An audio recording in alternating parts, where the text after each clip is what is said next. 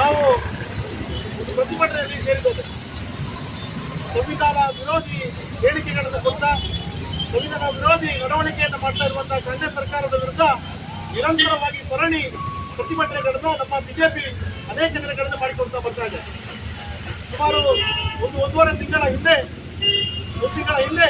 ಸದನದಲ್ಲಿ ಊಟ ಹಗರಣದ ಬಗ್ಗೆ ಮೈಸೂರು ನಗರಾಭಿವೃದ್ಧಿ ಪ್ರಾಧಿಕಾರದಲ್ಲಿ ಸೈಟ್ ಹಂಚಿಕೆ, ನಿವೇಶನ ಹಂಚಿಕೆಯಲ್ಲಿ ಆಗಿರುವಂತಹ ಹಗರಣದ ವಿರುದ್ಧ ಸದನದಲ್ಲಿ ಚರ್ಚೆಯನ್ನು ಮಾಡಬೇಕು ಅನ್ನುವಂತಹ ವಿನಂತಿಯನ್ನು ಕೇಳಿಕೊಂಡಾಗ ನಮ್ಮ ವಿರೋಧ ಪಕ್ಷ ನಾಯಕರು ಕೇಳಿಕೊಂಡ ಮೇರೆಗೆ ಯಾವುದೇ ಅವಕಾಶವನ್ನು ಕೊಡದೆ ಅಲ್ಲಿ ಸದನವನ್ನು ಕೂಡಲೇ ಮೊಟಕುಗೊಳಿಸಿ ಈ ಮೂಢ ಹಗರಣದ ವಿಚಾರಗಳು ಜನಮಾನಸದಲ್ಲಿ ಇಡೀ ನಮ್ಮ ಸರ್ಕಾರದ ಹಗರಣಗಳು ಜನಮಾನಸಗಳಿಗೆ ಗೊತ್ತಾದರೆ ಮತ್ತೆ ಸಮಸ್ಯೆ ಆಗ್ತದೆ ಅನ್ನೋ ಒಂದು ಭಾವನೆಯಿಂದ ಸದನವನ್ನು ಅಲ್ಲೇ ಮೊಟಕುಗೊಳಿಸಿ ಆ ಮುಖಾಂತರ ಅವರು ಪಲಾಯನವಾದವನ್ನು ಮಾಡಿದರು.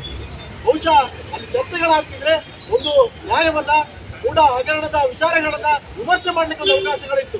ಆದರೆ ಮುಖ್ಯಮಂತ್ರಿಗಳು ಅದನ್ನ ಅವಕಾಶವನ್ನು ಕೊಡದೆ ನೇರವಾಗಿ ಹಗರಣಗಳ ಬಯಲಿಗೆ ಬೆಳೀತಾರೆ ಅನ್ನುವಂಥ ವಿಷಯ ಗೊತ್ತಾಗಿ ಸದನವನ್ನು ಮುಂದುವರೆಸಿ ಆ ಮುಖಾಂತರ ಬಿಜೆಪಿಗೆ ಅಥವಾ ನಮ್ಮ ವಿರೋಧ ಪಕ್ಷವಾಗಿ ಏನಿತ್ತು ಕಾರ್ಯವನ್ನು ಮಾಡುವಂತಹ ಕಾರ್ಯ ಏನಿತ್ತು ಅದಕ್ಕೆ ಅವಕಾಶ ಕೊಡದೆ ಸಂವಿಧಾನಬದ್ಧವಾದ ಅಧಿಕಾರವನ್ನು ಮೊಟಕುಗೊಳಿಸುವ ಮೊದಲ ಪ್ರಯತ್ನವನ್ನು ಸದನದಲ್ಲಿ ಮಾಡಿದ್ರು ಅನ್ನುವಂಥ ವಿಚಾರವನ್ನು ಹೇಳಲಿಕ್ಕೆ ಬಯಸ್ತೇನೆ.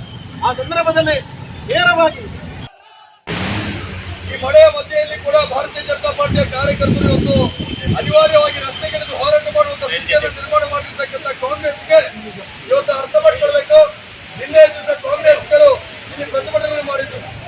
ಕೇಂದ್ರ ಸರ್ಕಾರದ ಕೈಗೊಂಬೆಯಾಗಿ ರಾಜ್ಯಪಾಲರು ಕೆಲಸ ಮಾಡ್ತಾ ಇದ್ದಾರೆ ಅಂತ ಹೇಳುವಂಥದ್ದು ನೀವು ಕಾಂಗ್ರೆಸ್ಸಿಗರ ಅರ್ಥ ಮಾಡಿಕೊಳ್ಬೇಕು. ಸಿದ್ದರಾಮಯ್ಯ ಮತ್ತು ಸಚಿವ ಸಂಪುಟ ಆಗುವಂತಹ ಸಂದರ್ಭದಲ್ಲಿ ನಿಮಗೆ ರಾಜ್ಯಪಾಲರು ಕೈಗೊಂಬೆ ಆಗಿ ಕಾಣಲಿಲ್ಲ.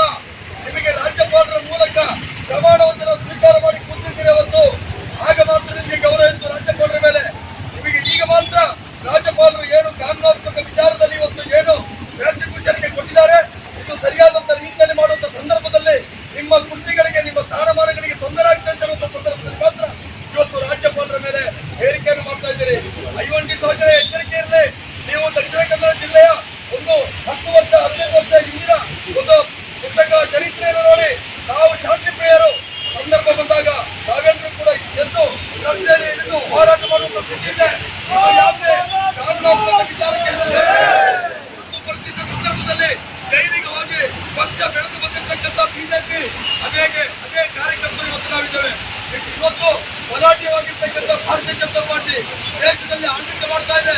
ಐವಂಟಿ ಯೋಜನೆ ನಿಮ್ಮ ಮನೆಯಲ್ಲಿ ಹೇಳಿದ್ರಿ, ರಾಷ್ಟ್ರ ದ್ರೋಹಿ ಚಟುವಟಿಕೆಯನ್ನು ನೀವು ಮಾಡ್ತಾ ಇದ್ದೀರಿ, ದೇಶ ದ್ರೋಹದ ಮಾತುಗಳನ್ನು ಆಡಿದ್ದೀರಿ, ರಾಜ್ಯಪಾಲರದ ಮೊದಲು ಹೋರಾಟವನ್ನು ವಿಚಾರವನ್ನು ಹೇಳಿದಿರಿ, ಬೆಂಗಳೂರಿನಲ್ಲಿ ಪ್ರತಿಭಟನೆ ಮಾಡಿದ್ದೀರಿ, ರಸ್ತೆಯಲ್ಲಿ ಗಾಡಿಗಳನ್ನು ಬಿಟ್ಟಿದ್ದೀರಿ. ಇದು ನಿಮ್ಮ ಸಾಮಾಜಿಕ ಸರ್ಕಾರವಾಗಿ ನಡೆಸುವಂತ ಸಂದರ್ಭದಲ್ಲಿ ಜನಸಾಮಾನ್ಯರಿಗೆ ಯಾವ ರೀತಿ ಬೆಂಬಲ ಕೊಡಬೇಕಾಗಿತ್ತು? ಯಾವ ಸಾರ್ವಜನಿಕ ಜಾಗದಲ್ಲಿ ಜಾರಿಗಳನ್ನು ಕೊಡುವಂಥದ್ದು ಆಸ್ತಿ ಪಾಸ್ತಿಗೆ ನಷ್ಟ ಮಾಡುವ ಚರ್ಚೆಗಳನ್ನು ಶುರು ಮಾಡುವಂತ ಏನು ತಂಡ ಇದೆ ಅವರನ್ನು ವಿಚಾರಿಕೊಂಡು ನಿಮ್ಮನ್ನ ಭಾರತೀಯ ಜನತಾ ಪಾರ್ಟಿಯಲ್ಲ ಇವತ್ತು ನಿಮಗೆ ಓಟ್ ಆಗಿರ್ತಕ್ಕಂಥ ಸಾಮಾನ್ಯ ಜನರು ಕೂಡ ಒಂದು ಅರ್ಥ ಮಾಡಿಕೊಳ್ತಾರೆ.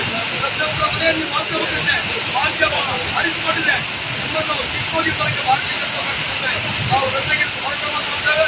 ಅದೇ ರೀತಿ ಕಿತ್ತೂರಮ್ಮ ಮಾತಾಡ್ತಾರೆ ನರೇಂದ್ರ ಮೋದಿ ಅವರ ಇಟ್ಕೊಂಡು ನಾವು ಕಾಂಗ್ರೆಸ್ ನಿಮಗೆ ಆ ಯೋಗ್ಯತೆ ಇಲ್ಲ. ಇವತ್ತು 170 ಕೋಟಿ ಜನರ ಭಾವನೆಗೆ ಮಾಡ್ತಾ ಇದ್ದೀರಿ. ಭಾರತದಲ್ಲಿ 10 ವರ್ಷಗಳ ಕಾಲ ಒಳ್ಳೆ ರೀತಿಯ ಆಡಳಿತ ಮಾಡಬೇಕಂತ ಪ್ರಧಾನಮಂತ್ರಿ ಮಾತನಾಡುತ್ತಾ ನಿಮಗೆ ಯೋಗ್ಯತೆ ಮಾಡಬೇಕು, ಯಾವುದಕ್ಕೆ ಗೌರವವನ್ನು ತರಬೇಕು. ನೀವು ಕೂಡ ಸರಿಯಾದಂತ ಬಿಟ್ಟು ಸಮಾಜ ರಾಜ್ಯವಾಗಿರ್ತಕ್ಕಂಥ ಕೆಲಸಕ್ಕೆ ನಮ್ಮ ವಿರೋಧವನ್ನೇ ನಾವು ರಸ್ತೆ ನಿಂತು ಪ್ರತಿಭಟನೆ ಮಾಡಬೇಕು ಅದನ್ನು ನಾವು ಮಾಡ್ತೇವೆ. ಎಲ್ಲರೂ